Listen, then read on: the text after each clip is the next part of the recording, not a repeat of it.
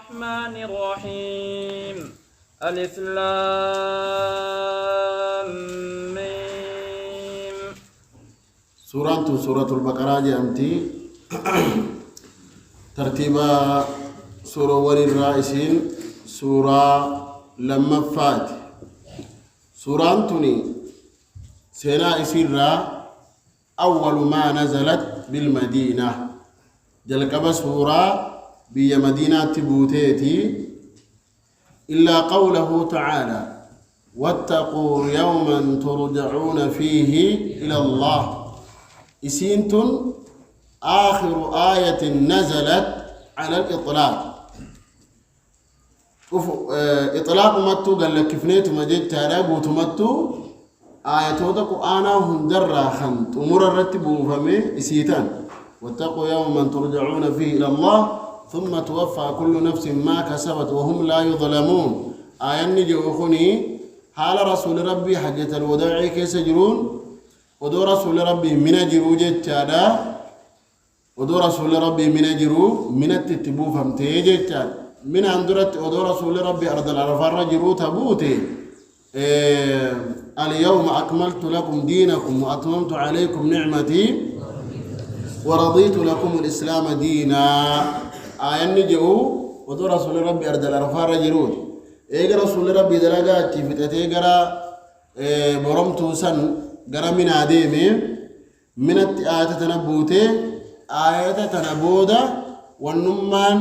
رسول ربي رتبوا ايهونجو قرآن نقاف دربو جلقبوس رسول ربي صلى الله عليه وسلم بي مكة قافا أمور الرت قافا أمور موس رسول ربي منان جرجيتا سورة متتسين وديم نتو سورة البقرة أجامت سورة لوني جتو بقرة جتو لون جتو قرين تابعيوتا كانك حجاج بن يوسف الثقفي سورة البقرة جتو هنتهو جئيان سورة النساء سورة البقرة سورة لوني سورة ألا أكنا جتني أكملت يامتني جئي السورة التي تذكر فيها البقرة السورة التي تذكر فيها النساء سورة واين لوني كيست دبتم سورة واين ألا كيست دبتم جنها يام نوج وهذا رأي منه يصادم النص كني رأي إساد أدلة الأول اتبوع ثبت فيما رواه البخاري وغيره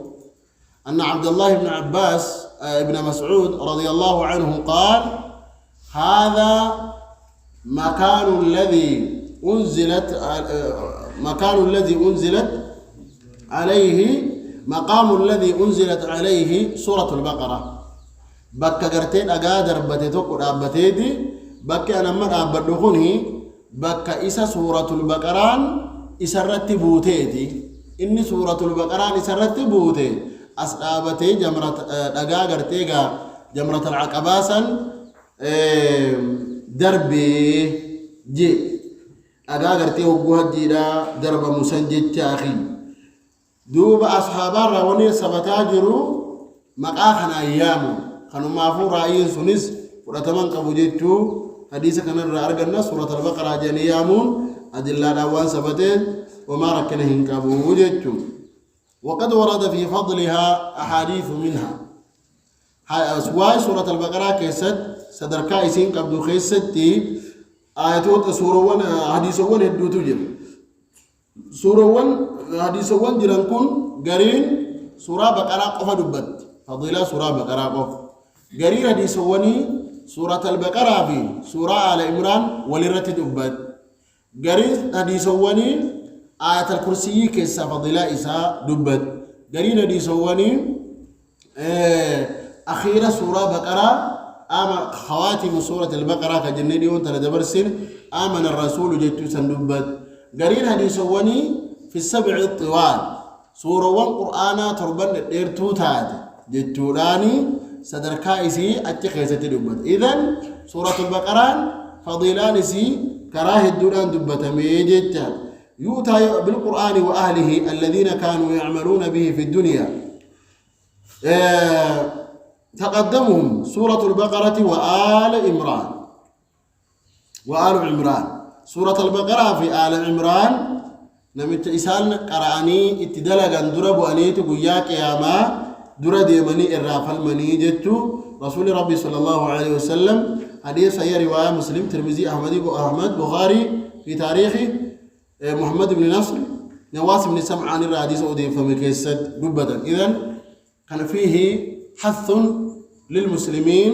على قراءة سورة البقرة. سورة البقرة قرأوا رتنا مخاسوتو حديث كان عن كيستدية. تعلموا سورة البقرة فإن أخذها بركة وتركها حسرة. رسول ربي صلى الله عليه وسلم سورة البقرة بركة متنا ومعنى.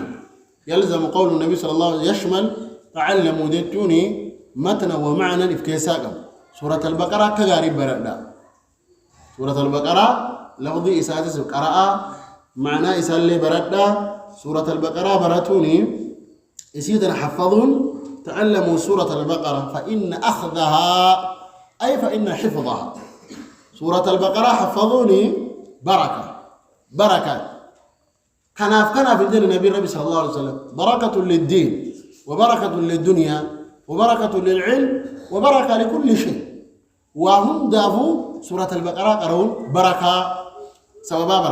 بركة سورة البقرة قرون جيتا حفظون وتركها حسرة. إسيتنا قيسون حفظوا لكيسون شينا رجال النبي ربي صلى الله عليه وسلم. إذن من لم يحفظ بسورة البقرة نمني سورة البقرة نفذين سنكيسا عليكم أن تحفظوها جيدا. أكا تسي يحفظون كيسا برباتيسا لأن أخذها بركة وتركها حسرة. يوخا قال رسول ربي تيم فيدم تنتاتا رسول ربي إسي يحفظون بركة لا إسي إيسون قسارة لا جاء وانت حفظها ولا يستطيعها البطلة. إسيتنا شيطان اللي هندندو نما يسيق رأو شيطان نسي هندندو نمني وسواسنا الداء تجرو كيس ما ويسيتنا يوكري لا يستطيعه الشيطان. ثم سكت ساعة ثم قال تعلموا سورة البقرة. هدينا مدى برسل تعلموا سورة البقرة فإن أخذها بركة وتركها حسرة جدوني. حديث ثبت في فضل سورة البقرة خاصة. وهي سورة البقرة قفرت إيه فتما إنه فضيلة يسيرت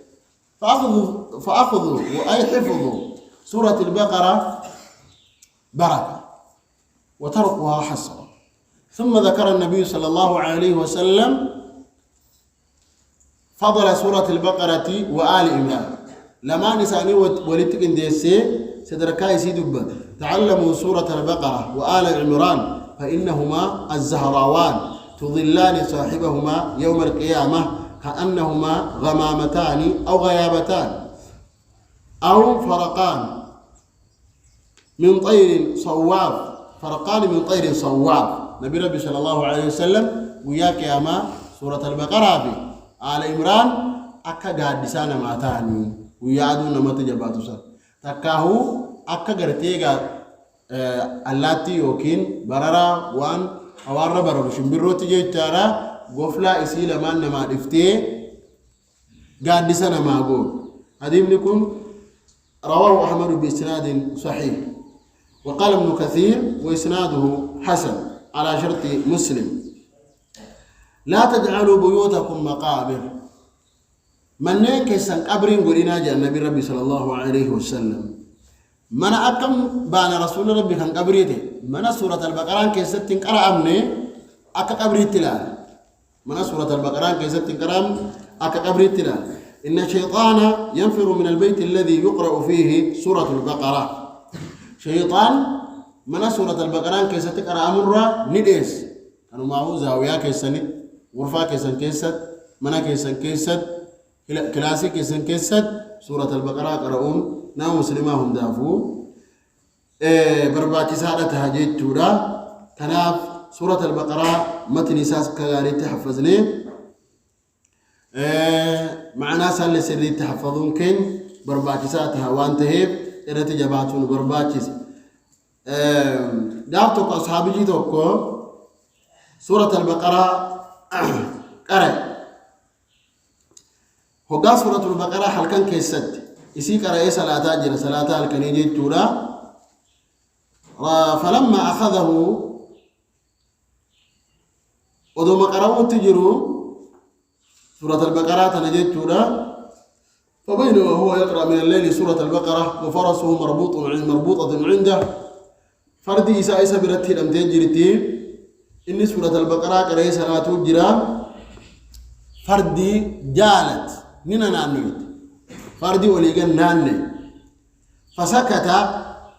مالي فردي كنا ناجي قرأوا الراتلس فسكن فردي اللين نتألجي ثم قرأ سوّر الأبة جيتا ثم قرأ فجالت الفرس اتدي بيئوف فردي ناني فسكت نيوس فسكنت ندابت تيسينيس نرقات بكم جرتو ثم قرأ فجالت الفرس فسكنت فانصرف إلى ابنه يحيى متعاف بلا قبا يحيى خنجم متعان أبا برتي سجر أباني صلاة سورة البقرة قرأيتي فلما أخذه رفع رأسه إلى السماء ويفردكم متعارنا راجت جئتي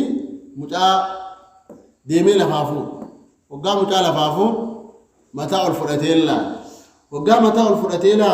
فإذا هو بمثل الظلة فيها أمثال الأصابع وقال كتسمي الله سمي لك كيس وانا كدو مساجي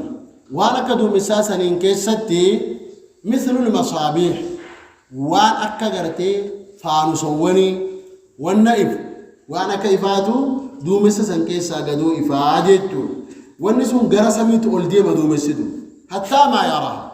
دو مسسون غدي خيت اولدي ماجي غرسمي اولدي هم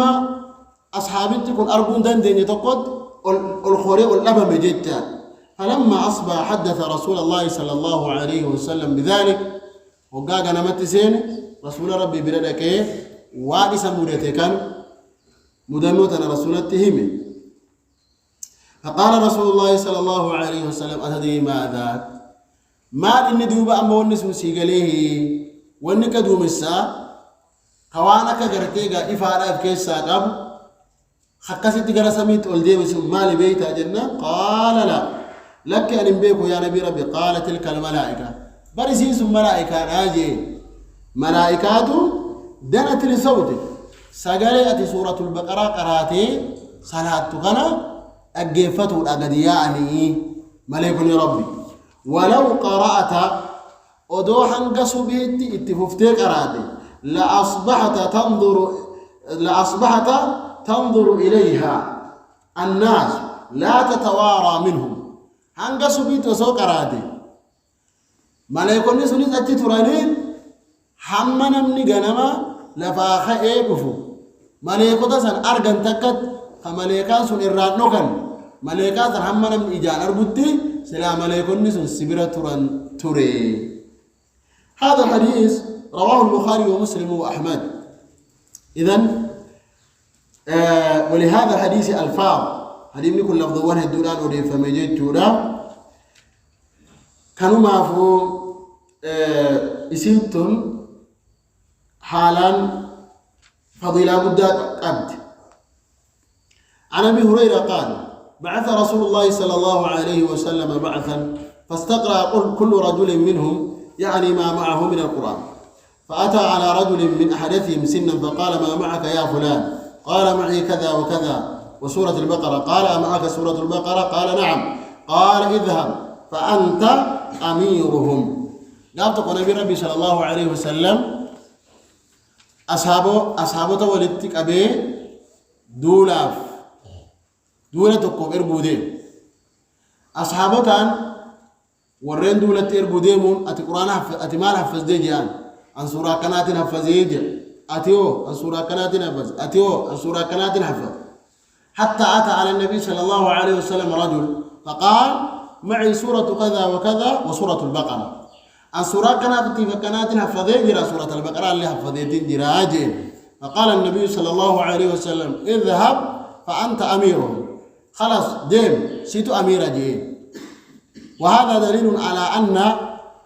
سورة البقرة له فضل عظيم يرون متي أن سورة كناتي بسورة البقرة لها فضيتين كبجو خلاص أتي أمير الدين فجعل حافظ سورة البقرة أميره كسورة البقرة حفظسان أمير إساني رسول ربي صلى الله عليه وسلم قل جدا. إذن أيها الأحباء في هذا الحديث حث للمسلمين عامة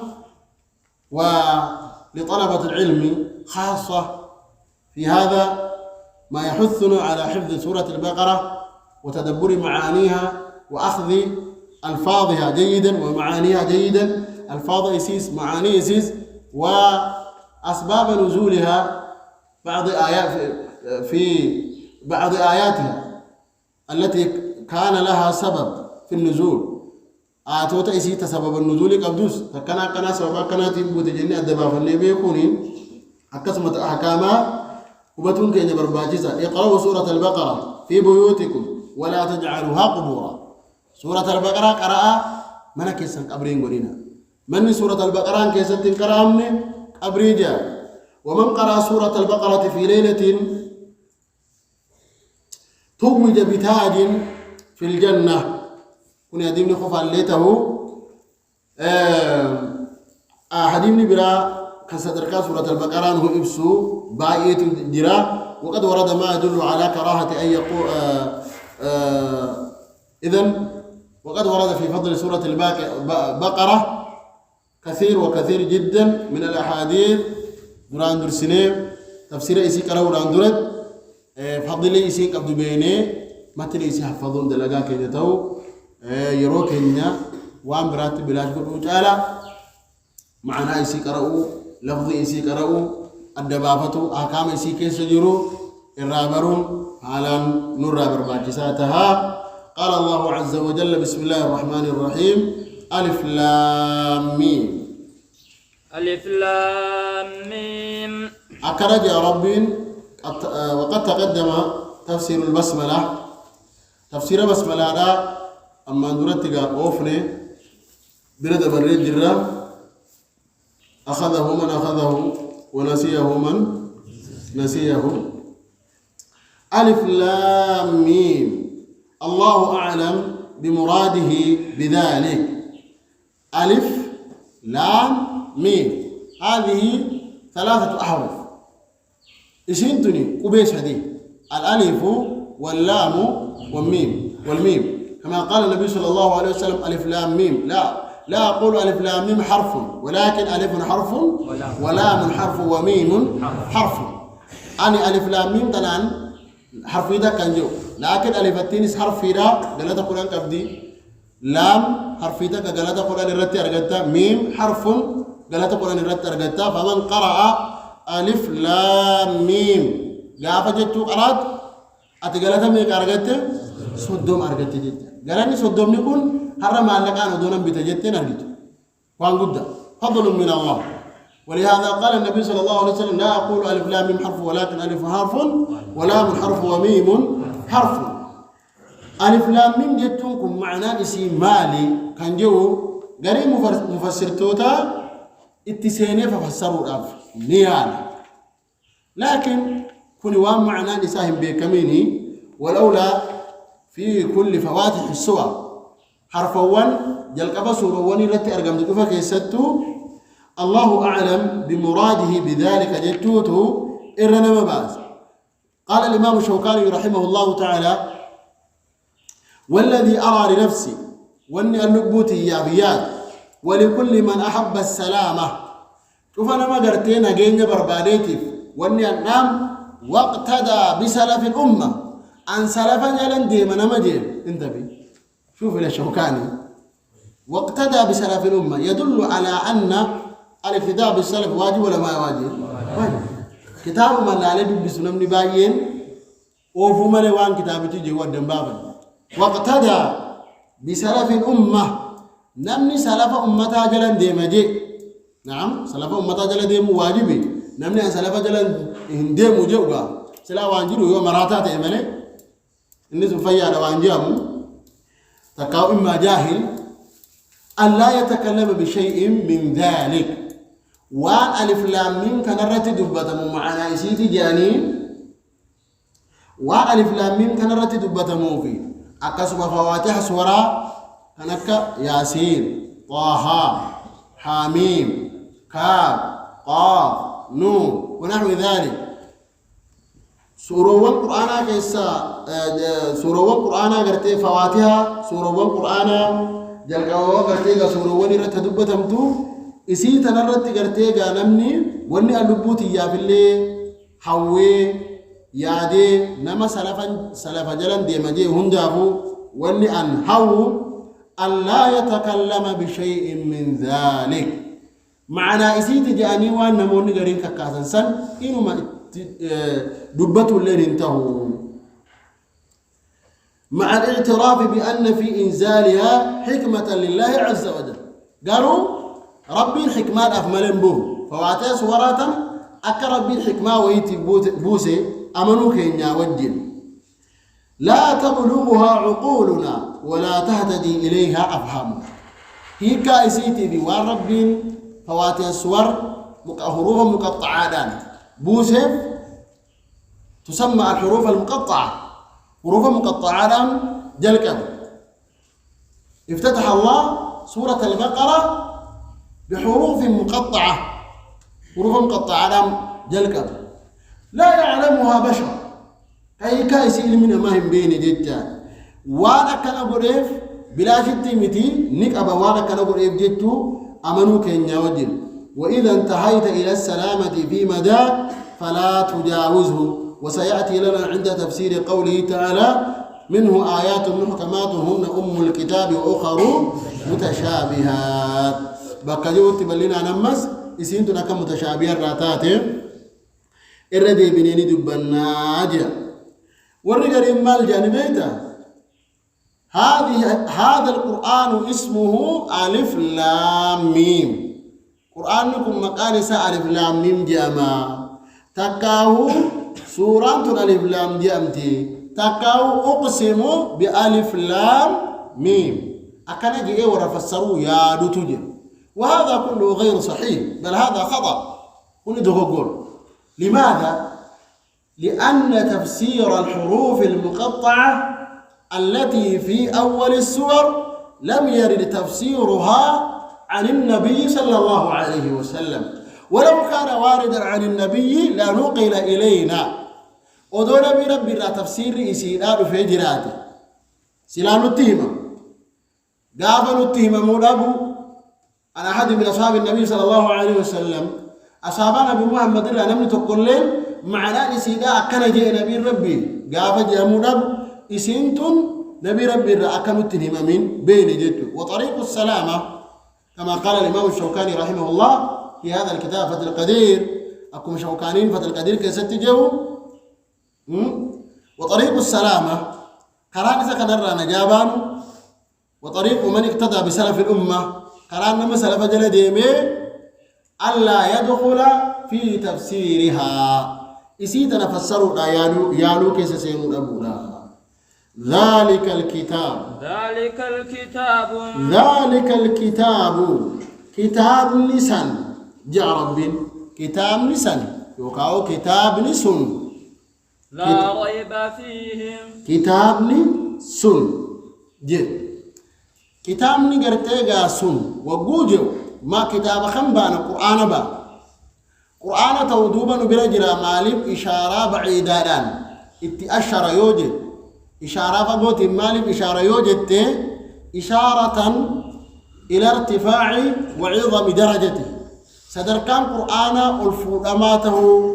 إلمنا ما أغرسيسوتو كيس تجرى جتا كناف ذلك الكتاب جي معنى نساء هذا الكتاب جتو كتاب لكني جتا فسر عبد الله بن عباس رضي الله عنه قوله عز وجل ذلك الكتاب أي هذا الكتاب كتاب لكني جي عبد الله بن عباس فسر روى عنه ابن جرير الطبري رحمه الله تعالى في تفسيره ابن جرير الطبري عبد الله بن عباس نقله وتفسير السلف مقدم وتفسير الصحابة مقدم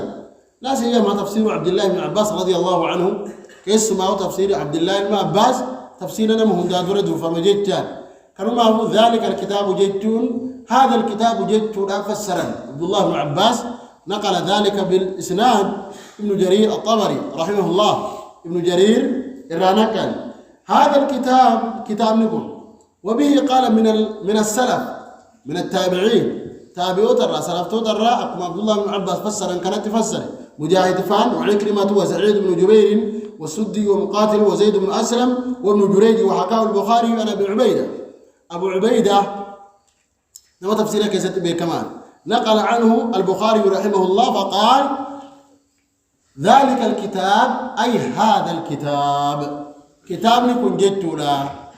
معناه ساكن لكن مالك أكن أن الرعب لربي يوجد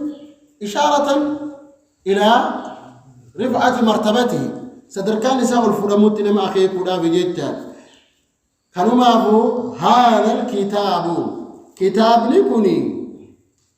قارب لا ريب فيهم لا ريب فيه شكين سكيست انت نعم وقال بعض أهل العلم فقوله عز وجل ذلك الكتاب إشارة إلى لوح المحفوظ والرجرين ذلك الكتاب جدوني كتاب تنبرج كان وسنتان لو المحفوظ الشروط كيس تجرا غائب لكني هو لو المحفوظ جاغرين لا الإشارة إلى ما قد نزل به مكة جاغرين قرآن الرا وان غرتيغا قرآن ما كتبوا إبانا جئ فسر وخير ما فسرته بالوارد والمرجع عند الاختلاف في التفسير بقى تفسيرك يستنمني ولا بدي مرجعين كن إلى تفسير من؟ السلف قرأ تفسير السلفات ديبي فسر السلف منهم عبد الله بن عباس ومجاهد ومقاتل والسدي وابن جريج وغيرهم قالوا ذلك الكتاب معناه ماذا؟ هذا الكتاب كتاب نكون جدت لإيجا جريجيان فالمرجع إلى تفسير السلف قال تفسير السلف الصالح وهم أعلم الناس بتفسير كتاب الله عز وجل وبتفسير حديث النبي صلى الله عليه وسلم درس دي بن جدتان إذن هذا الكتاب جدت ذلك الكتاب جدت كتاب نكون والمراد بالكتاب هنا ماذا؟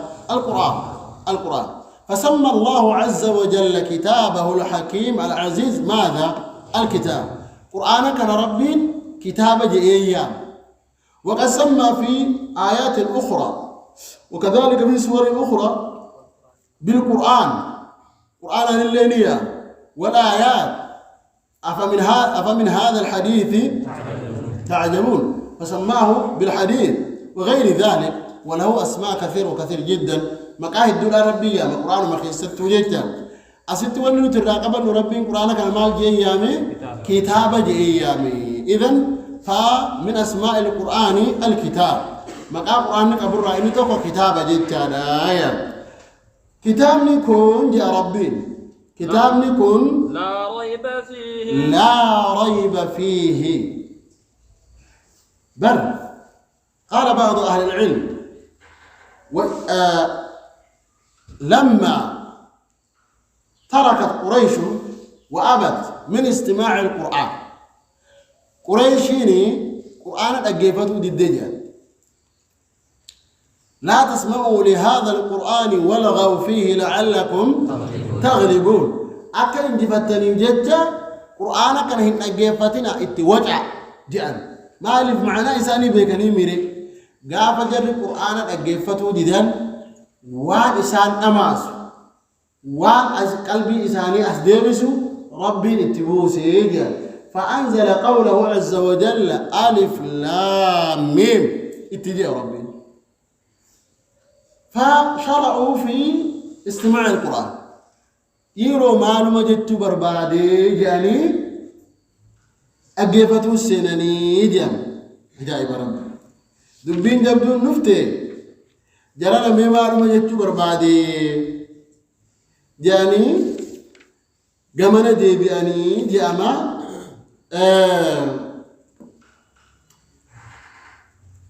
وانا كانت همام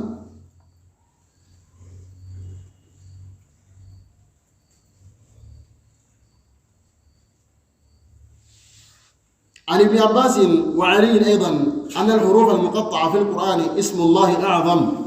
ونسأل النساء سوا إلا أن لا نعرف تأليفه منها. وقال قطرب والفراء وغيرهما هي إشارة إلى حروف الهجاء أعلم الله بها العرب حين تحداهم بالقرآن أنه مؤتلف من حروف هي التي بناء كلامهم عليها ليكون عجزهم عنه أبلغ بالحجة عليهم إذ لم يخرج عن كلامهم ومحا سوى إسانيته يتقى ربين تدبته حرفي إسان بيك تدبته مع كلام إساني تدبته معنا وان دبته ولا كسم كيستي أرجع إذ لم يخرج عن كلامهم. قال قطرب كان ينفرون عند استماع القرآن حبوا القرآن لسان رد كرام القرآن قرأوا رئيسا فلما نزل ألف لام ميم وألف لام ميم صاد استنكروا هذا اللفظ ولالا لفظي تدولالني فلما أنصتوا وقم جرئسا نبي ربيتي أقبل عليهم بالقرآن المؤتلف قرآن معناه لسانا ما قالوا كان رسول التئوف أما قد أبتني تكساني ميري ليثبته في أسماعهم وآذانهم ويقيم الحجة عليهم رجاء كيسان لكي رداسسوا فيه برا إساني أكا إسان نقوف جدّا أكا قرأي في تسان دي بسوف جد ألف لام ميم ربي نتبو فلان إسان رتي أوفي وبوجه قلبي كمان دي بسن الرتي أوفي جدّا القرآن معنى إسان دريدن. وقال قوم روي عن المشركين لما أعرضوا عن القرآن بمكة وقالوا لا تسمعوا لهذا القرآن والغوا فيه لعلكم تغلبون فأنزلها إسيتنا وقوبوز استغربوها فيفتحون أسماعهم فيسمعون القرآن بعدها فتجب عليهم الحجة. قال على كل حال كان أبو تجدت لي رقاب الدسنني جبا سميتي على كل حالة معنى إسيتناتي بسبب إسيتس الله أعلم جنة براغلوتو الربريد على جنة ذلك الكتاب جتون هذا الكتاب جتون رجن قرآن يكون مقا قرآن الكتاب جتون لا ريب فيه شكين سخيستهم تاني لا ريب نكرة في سياق النفي فتعم كل ريب وشك شكي تدب مسيب ريب يتوب لا ريب فيه بوجه من الوجوه كرمة تكون اللي شكل كيسان أبو قرآن. لماذا؟ لأن ريب نكرة جاءت بعد ماذا؟ النفي والنكرة إذا جاءت بعد النفي تفيد ماذا؟ العموم. إذا فقوله عز وجل لا ريب فيه جدتكم مال نكرة في سياق النفي فتعم كل ريب وشك وريب شك تككيسته انجروا جتانا. فإن قيل قال الشنقيطي رحمه الله تعالى في كتابه دفع إيهام الرياء كتاب جاء مكيسد الشنقيطي محمد أمين الشنقيطي رحمه الله قال فإن قيل فالآية نص آية يكون رجالة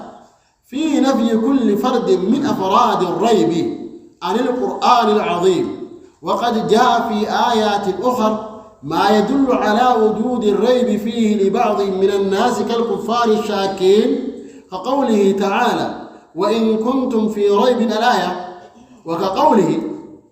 وارتابت قلوبهم فهم في ريبهم يترددون. وارتابت قلوبهم قلبي نسألني شكيت يا ربي فهم في ريبهم يترددون شكيكة تقرأ الجلاجر نيجي. دلت هذه الآية على أن هناك من يشك والرشق جرجتها أن يكون فابليس الرجل بكاء. وقوله أيضا وإن كنتم في ريب مما نزلنا شكي ورق أبو جرجتها خيكا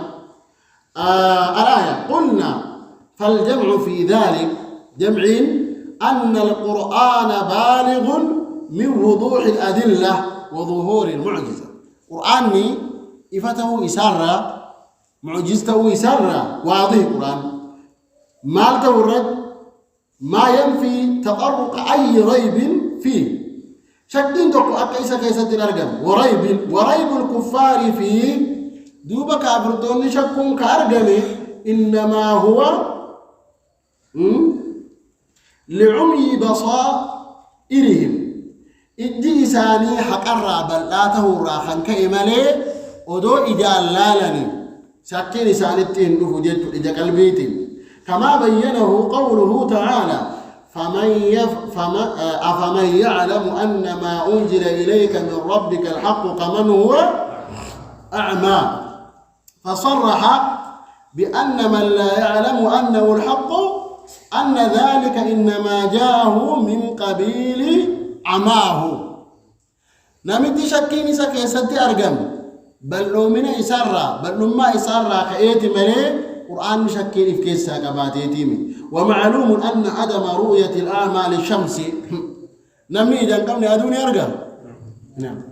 قالوا أدوني إفهامي إفهموا كيسا شكين هنا وهكذا أكسم جناني بل لا رب انتهي إذن لا ينافي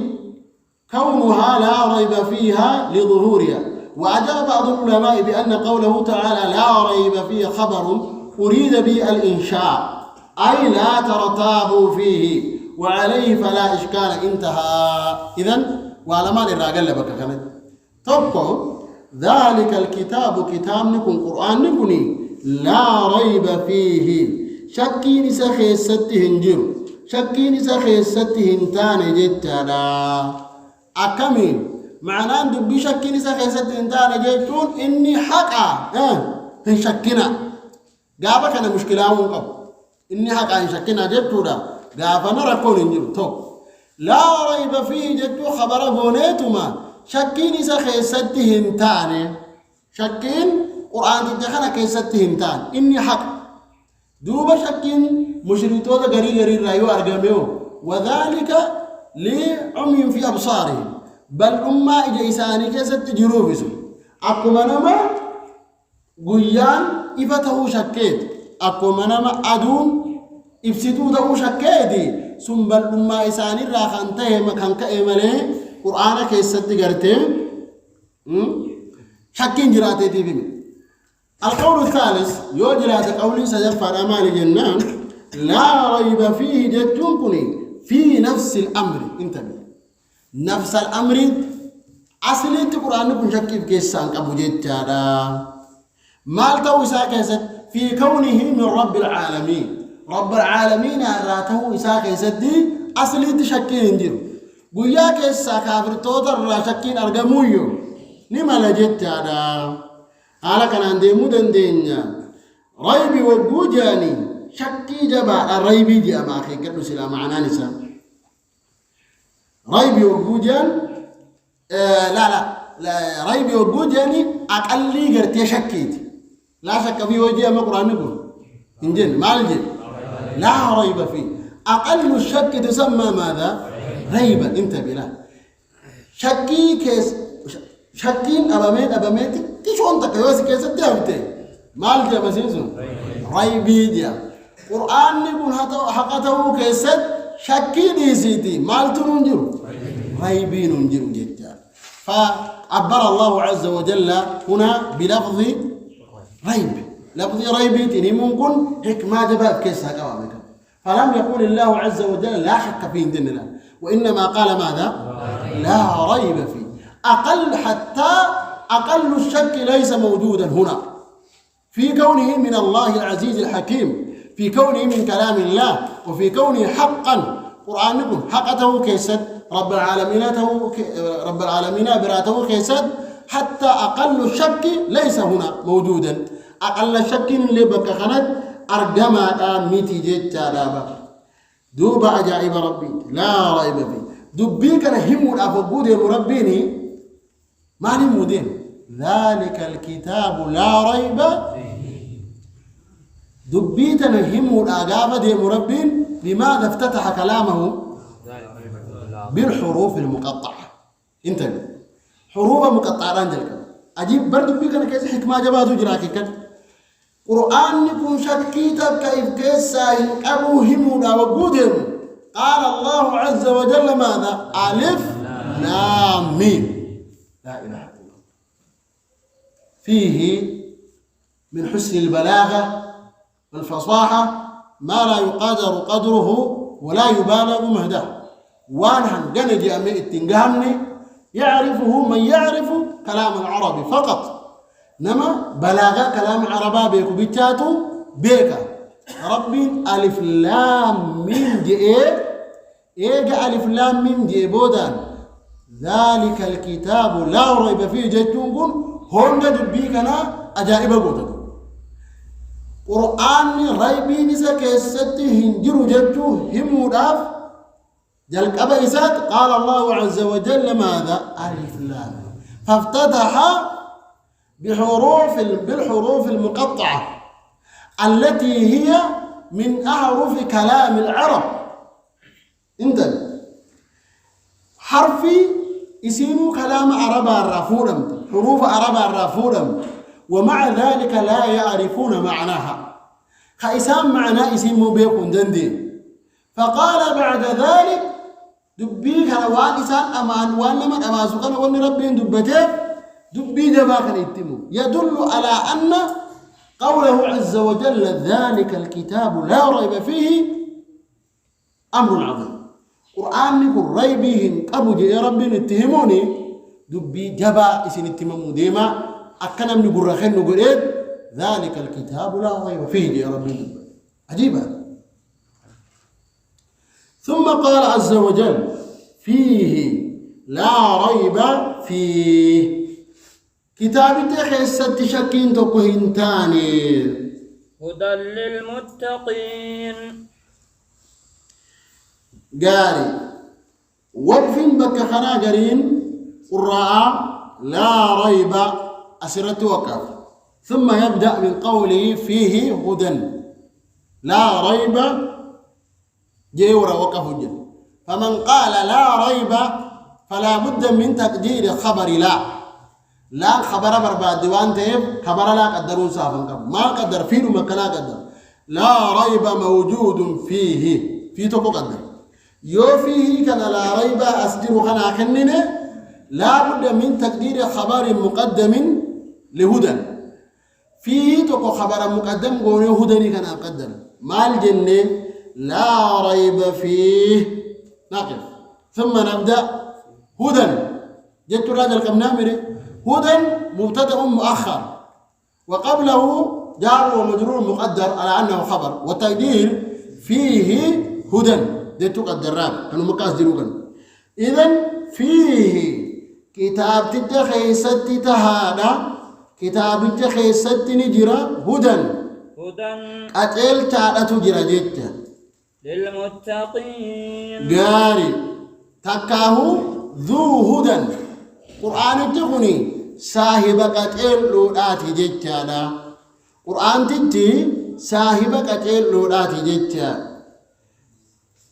وبينه في آية أخرى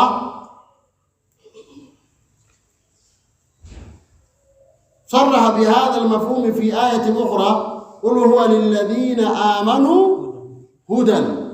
وشفاء والذين لا يؤمنون في آذانهم وقر وهو عليهم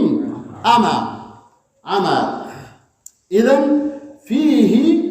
هدى والوقف على فيه هو المشهور فيه الرتل أبنى هدى الرخاصوت ورّي قرآن برتي بكما أسنترت على داخلك قاري لا ريب فيه هدى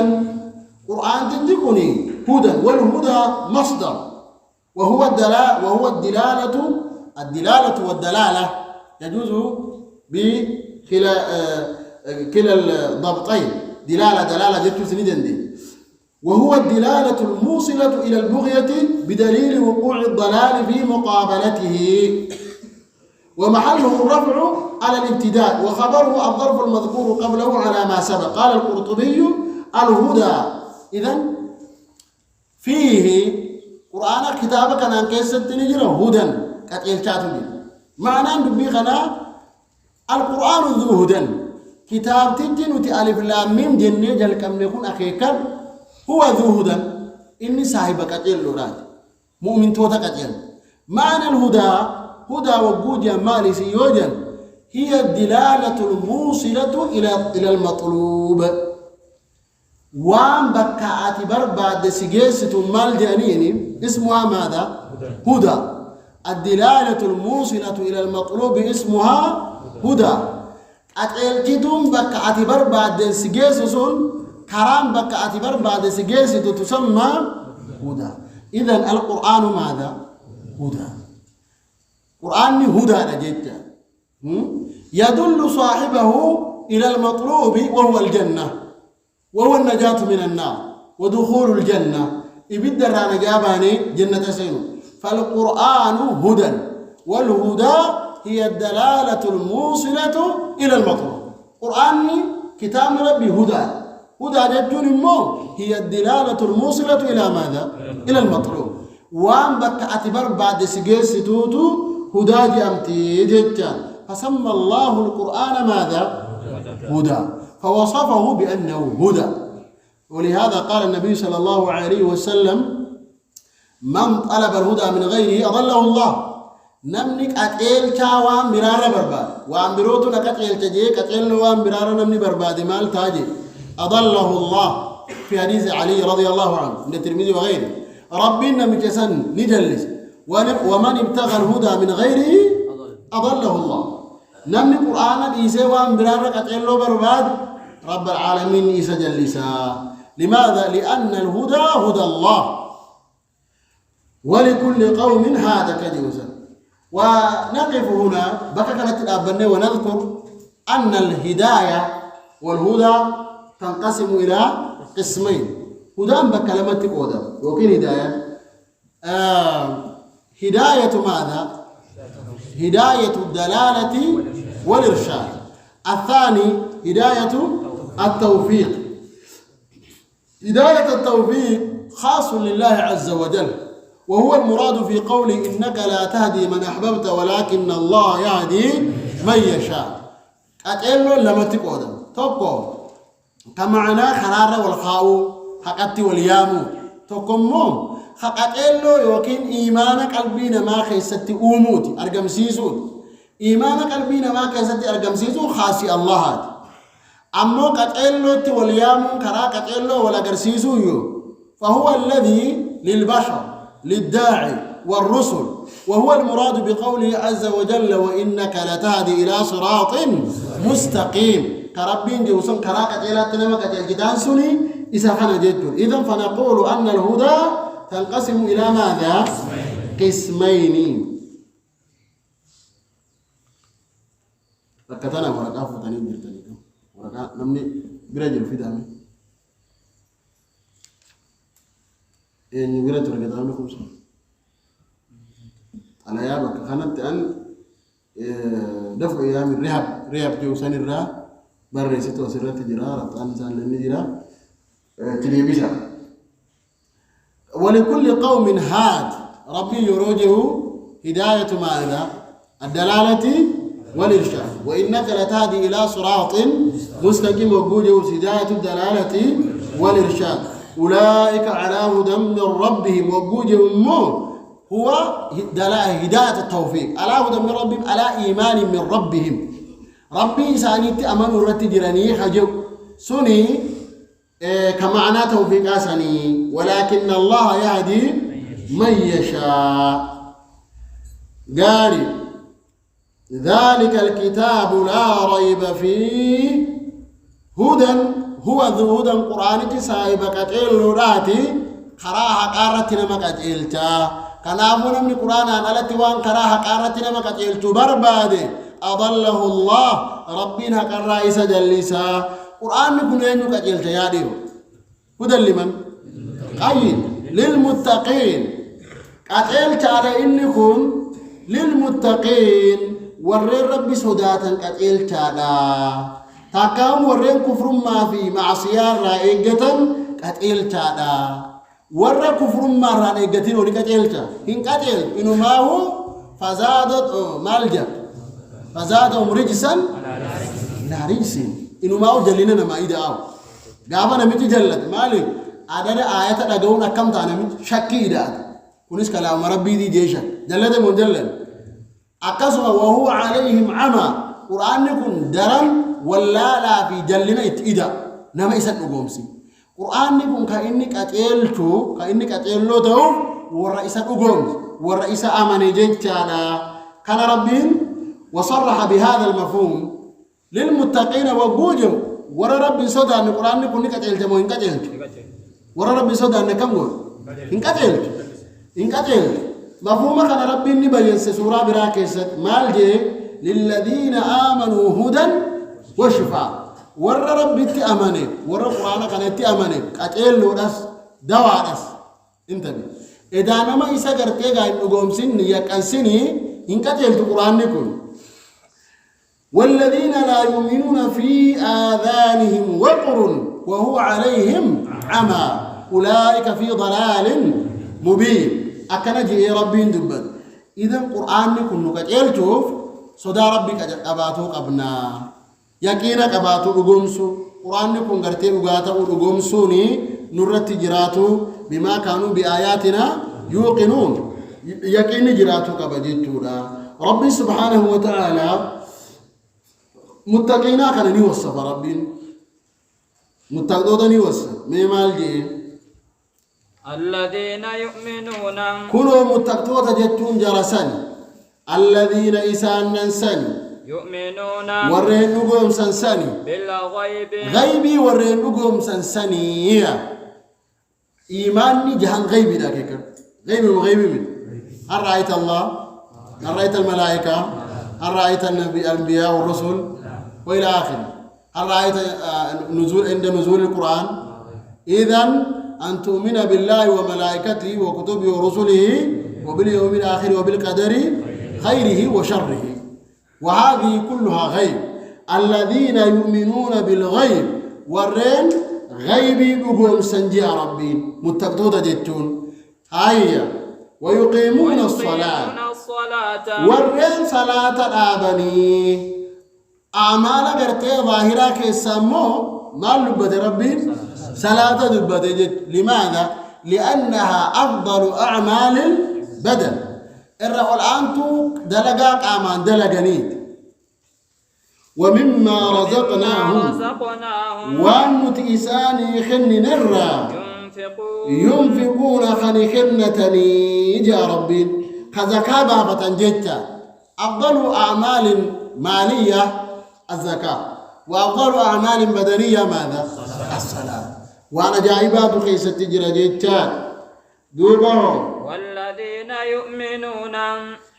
قاري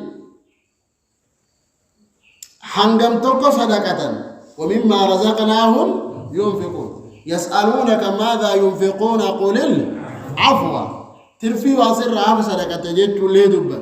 يو صدقة سنات خفت سرطات جيت قاري لما ننوك بدر والذين يؤمنون ورين أمنا سني ورين نقوم سنسني بما أنزل إليك الذين يؤمنون بالغيب وما خيسا دوجروا أمس دبا بما أنزل إليك وان دركت بوفمي ورين نقوم سنيا بما أنزل جئ ما ربين الراهيم يقرتا ما للتعظيم قدسيتو كيسا تجيب والذين يؤمنون بالقرآن ويديه مالجي والذين يؤمنون شوف والذين يسألنا يؤمنون الأقومسا بما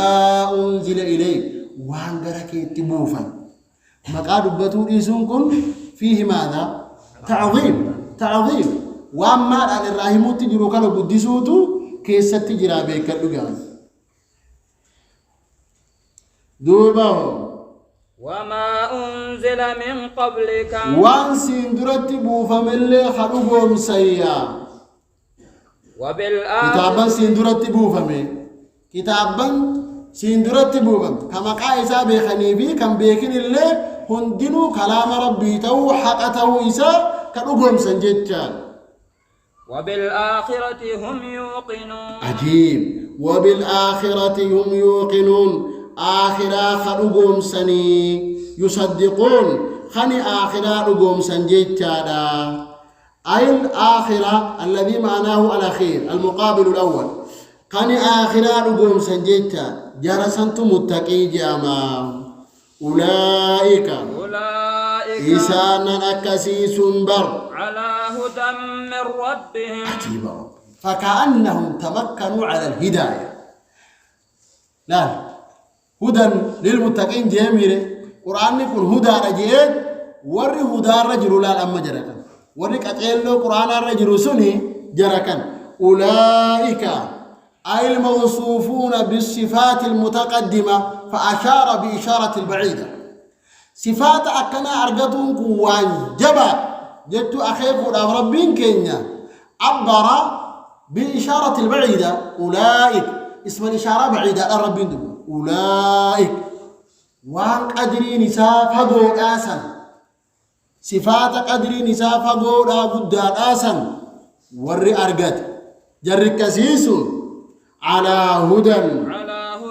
من ربهم إسان ننسون قاتل لو ربي إساني راته الرت تهودا وأولئك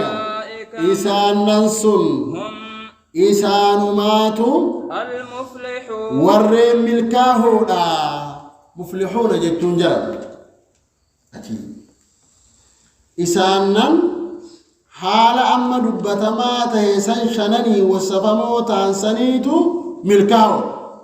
الذين يؤمنون بالغيب فوق دي ويقيمون الصلاة ومما رزقناهم ينفقون والذين يؤمنون بما أنزل إليك وما أنزل من قبلك والمرت وبالآخرة هم يوقنون كما هذه إسانا حال شنن خنا والسفموتهن على هدى قتلوا الرتجرني قتلوا سنتأنيو إرقي تأنيو براتات من